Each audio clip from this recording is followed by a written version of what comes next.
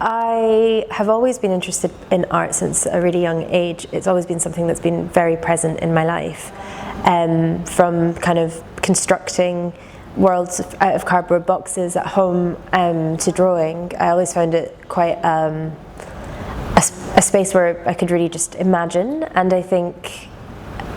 specifically where I grew up, it seemed like a place where there wasn't a lot of imagination. I grew up in a very small place in Scotland. Art's always been something that I think gave me like a freedom that perhaps I never really felt in the landscape in which I kind of grew up. I worked in the museum sector for a long time following graduating, and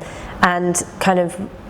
worked specifically as a registrar who kind of is like the travel agent for objects. So I worked really hands-on with a lot of artifacts and objects and archives, and I think that kind of understanding of the histories of these things that come into museum collections and the mass of how many objects are contained within them really influenced the way that I started to think about history and heritage, and I guess the kind of romanticism of a very specific past that doesn't belong to the system in which it's now contained, which is in the kind of Western museological structure.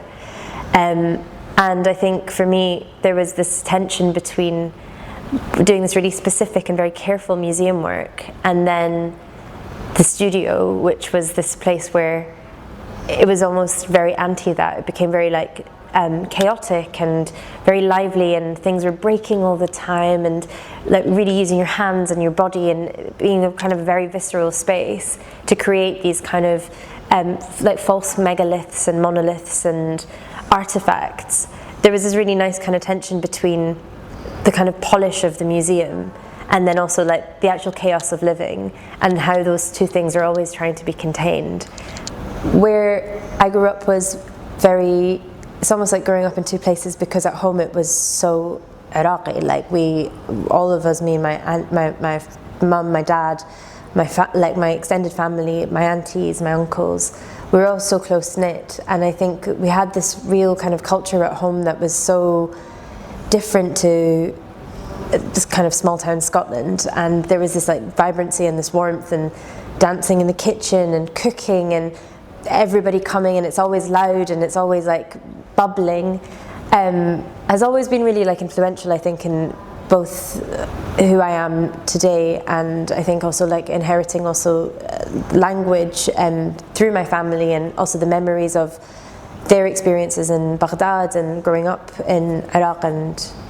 also having to leave there. And I think that it's always quite an interesting one, having never been to Iraq and still kind of really feeling very connected to a heritage and to a culture that I've only got like a very small snapshot of, but at the same time it still feels very like rich and deep in my own body and understanding through family. But I also realize it's I'm trying also not to romanticize, and hopefully I get to go there one day. I think there's like a real warmth in the kind of environment that I grew up in, and also the kind of richness in storytelling and these kind of oral histories that have been passed down and really like been made to be very important in our home, that I think has really seeped into the way that I search for stories and search for narratives and poetry in the work that I make, and layering these things that become part of like al-thawra, like becoming part of legend, like how time accumulates and covers things over until they become different forms. I think it's really interesting. I think, both my parents are amazing, and so both have lived very interesting lives, and I think the richness of the stories that they've passed down to me, both from their ancestors but also their experiences, like my dad's side of the family are a family of builders, and they built a lot of the mosques in Baghdad, and my mum's side of the family, like the way they sprawled through so many different kind of vocations, and my great granddad was an archaeologist, and I think there's all of these kind of patterns that I think somehow have found themselves into this practice here, and I just think it's always been really important as a way of also keeping culture alive at home for us to speak about it and to laugh. There was so much laughter, even though there's been so much adversity. And I think that's something that I also kind of want in the practice too, is this playfulness, like a lightness to it, as much as it kind of deals with quite heavy topics. And I think my upbringing and my kind of heritage definitely plays like a big role, especially at the very beginning of my artistic career. I was really interested in the British Museum particularly, and that was the first time I'd really seen any artefacts from Iraq, and kind of weirdly seeing traces of people that you know in those, or like them having similar eyes and being like, oh my god, like that's wonderful. Like, it's so nice to see that and feel connected to something even though it's so far. So for me, always like beginning with the ancient history was almost like an easier way to kind of really connect to a culture that I think as a lot of people in the diaspora experience, is also a culture of building your own culture from these kind of strands of what has remained after there has been a sever. River of Blackstone is an exhibition that has been developed over a series of months, and it's a 3-room exhibition that has really dealt with and really been interested by the language of eruption and the language of volcanoes themselves. So initially starting by looking at the Valère collection of volcanic paintings down the stairs in Compton Verney, where we are now, I started kind of looking at the romanticism and poetry of explosion, and the way that we're really obsessed with this idea of this brewing instability of these volcanic landscapes, and thinking about also how we consider that in relationship to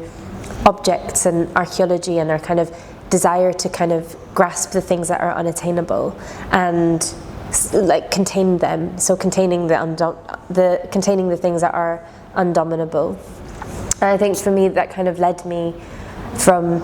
looking at Naples specifically and Pompeii, which the paintings downstairs depict Mount Vesuvius, and I was really thinking about this like language and poetry of Naples, even though it's such a sad place and it's a place that has it's very painful. Then I started reading all these books around the kind of descriptions of volcanoes from the 1800s and following the same kind of steps and trying to get into the mindset of these voyagers of these great expeditions who, you know, arguably are some of the people who, you know, really started this craze of collecting and started this craze of like containing these landscapes into something that becomes digestible for a larger public who might not see that. And so I think that kind of led me to go to Mount Etna, which is one of Europe's most active volcanoes, and very madly on the eve of the opening of this show erupted. So it's like there's all this poetry somehow, but I was really interested in kind of going there and visiting to see what a volcano actually is and to understand that landscape. So I'm not just thinking about it through this really romanticized view of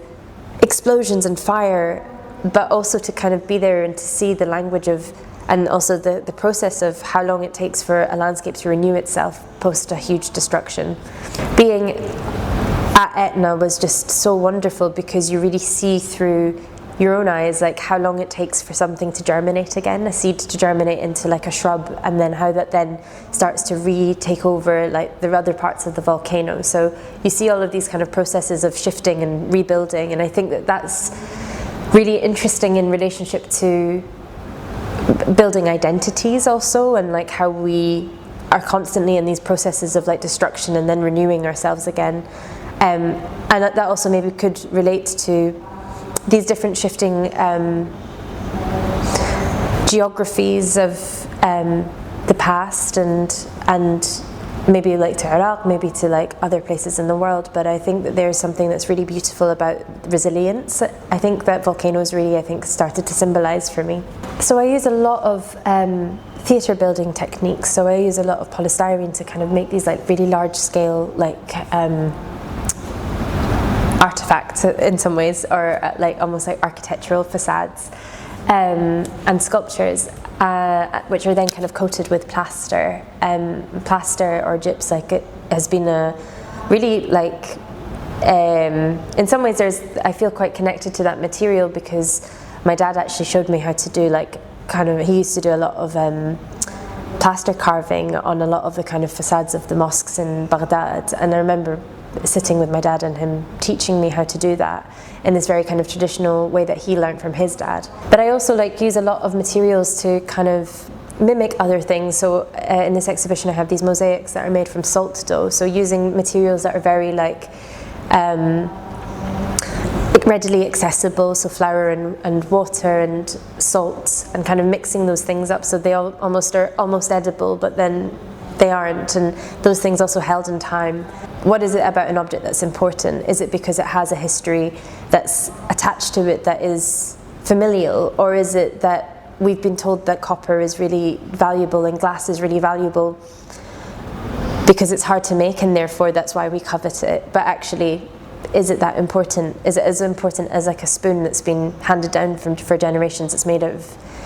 aluminium. It might be that is a much more important kind of object of heritage and history. And so I think I really am interested in trying to play with that and trying to reposition these kind of domestic objects also, particularly with the vases that I make, or with the glassworks also, how they can also be viewed as these very domestic urns, and trying to reshift how those things could be animated or have lives of their own. With materiality also, a lot of the work I use is reappropriated from previous exhibitions. So these objects were made as these kind of naked forms, and then over time have accumulated the histories and hands that have kind of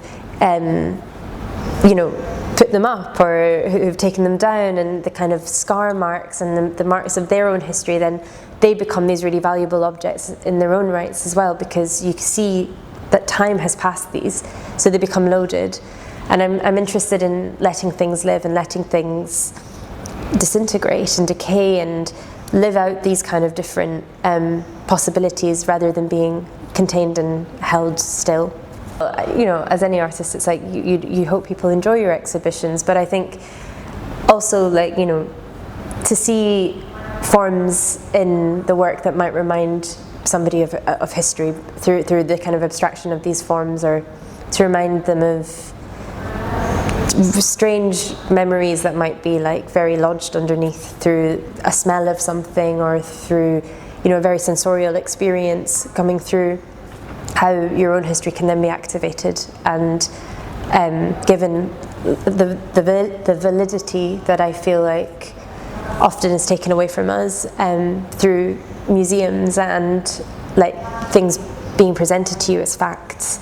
and to lean kind of really into that world of imagination to create these different landscapes for yourself to exist in. And I think that's something that I hope that the work